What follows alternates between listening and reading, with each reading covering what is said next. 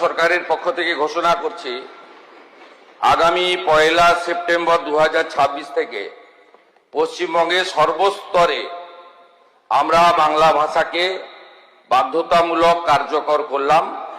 আমাদের সরকারের পক্ষ থেকে এই সময়কালে অনুবাদক বা অন্যান্য যে বিষয় থাকবে সেগুলো করা।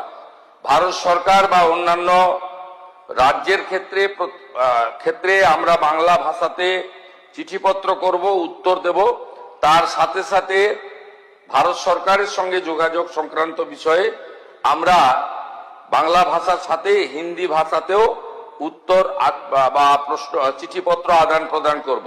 কিন্তু এই রাজ্যে সামগ্রিকভাবে সমস্ত সরকারি ক্ষেত্রে 1/9/2026 থেকে বাংলা ভাষাকে, আমাদের মাতৃভাষাকে আমরা এখানে কার্যকর করার সিদ্ধান্ত গ্রহণ করে মাননীয় কেন্দ্রীয় স্বরাষ্ট্র সমবায় মন্ত্রীর যে উপদেশ তাকে আমরা গ্রহণ করার সিদ্ধান্ত পশ্চিমবঙ্গ সরকারের পক্ষ থেকে ঘোষণা করলাম।